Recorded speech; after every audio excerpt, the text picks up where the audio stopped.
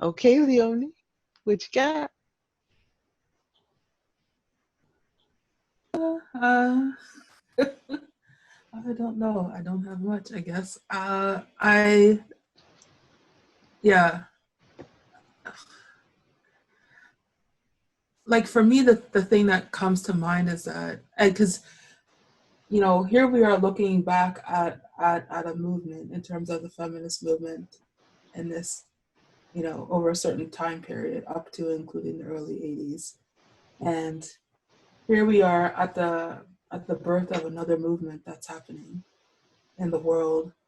And the thing that I mean, part of my a very persistent rejection of white feminism has been that it's a kind of feminism that was anemic because it was so dominated by the dominant culture point of view. And so what um, and I'm hoping that that does not turn out to be true for this movement that we're in right now. That as it continues, that it gains more and more perspectives. This particular movement started off with the death of George Floyd, and then it's gone international, and then that in it's people are coming into the movement through different doors, like through different understandings, different contexts that they're in, and I think that makes the whole movement um, a much more effective and rich. And so I think that's just the thing that's on my mind is that um, I don't I can't join the anemic version of feminism. I can't do it. I I have no interest. And I'm also part of a community in which it's very much led by the dominant culture in terms of NVC. And like it's why I create my own spaces because I can't be bothered. I really cannot be bothered trying to fight to get into somewhere. Like it's just like no. Um, so I'm really hoping that with this movement that that more and more voices come in and more perspectives come in. Like one of the things that I saw that I thought was really amazing was this like minute and a half rant by an Indian American, South Asian man, born and raised in America, but like first generation, like his parents.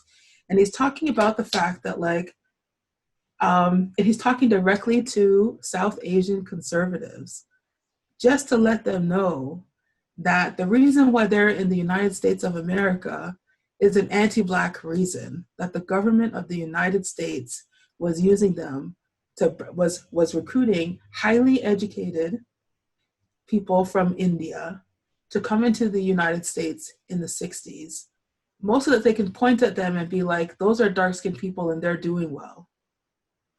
And so this man, this American-born South Asian man, is like calling out, just like letting his conservative brethren know within his culture that like you have to recognize that this is your movement too. And so it's just kind of cool to think that like this is the way that he gets in. Like this is the lens through which he sees anti-Blackness through his own personal history and that of the particular group that he comes from. And to me, I think that's like excellent.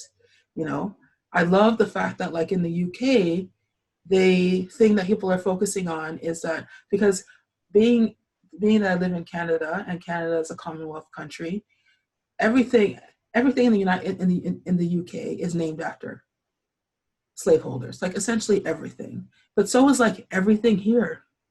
I was on the phone with somebody who lives in just outside of London in a place called Surrey, in a place called Surrey and Guildford. There's a Surrey and Guildford 45 minutes from my house. Like it's all those things. The street that I used to live on in Toronto is called Dundas. Dundas was a slave owner from the UK that it comes from. So there's all these things. And so there's these movements now to rename things and to take down statutes and which they're doing in the UK, which is like littered with monuments of people who were slavers. like the whole place.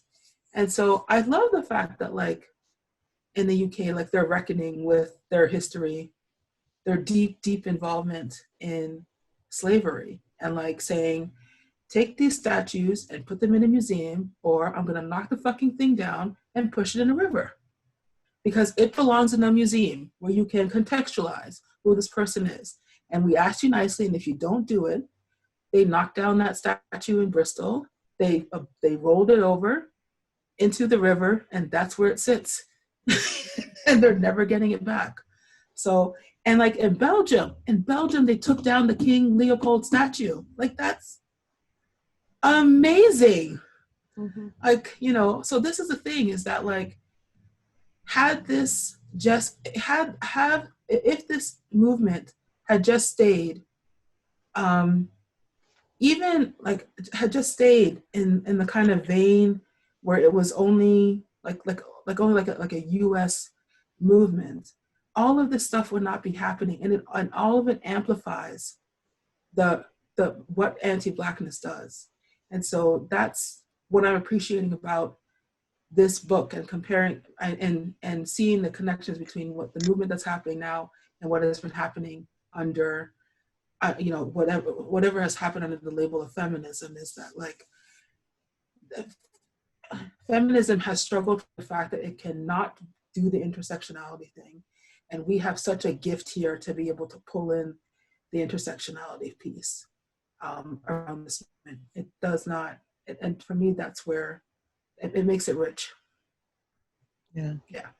So that's what I have to say after all my silence. Yay, Leonie! Yeah. Leonie, you came with it. That's what I'm talking about. Yes, you came with it. Absolutely. Thank you for the international perspective. And Beautiful. Leonie, on that once makes me want to say that there's a Native American man that I've heard on a number of radio programs recently, and he's making the case that, you know, hopefully the Native American voice will not be lost or will be included in the discussion on police brutality, because it turns out the people who are killed by police more than Blacks are Native, if you can imagine, are Native Americans. Yeah. It's so interesting because one of the first moments of solidarity that happened once this movement went international and how it showed up in Toronto was that you heard from,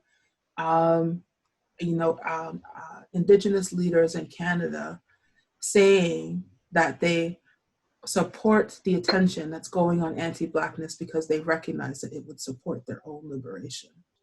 Yeah. Right? Like it wasn't like, oh, look at us over here. They were like, no, we are joining in because this is about all of us. This is our problem too, right? Exactly. Yeah,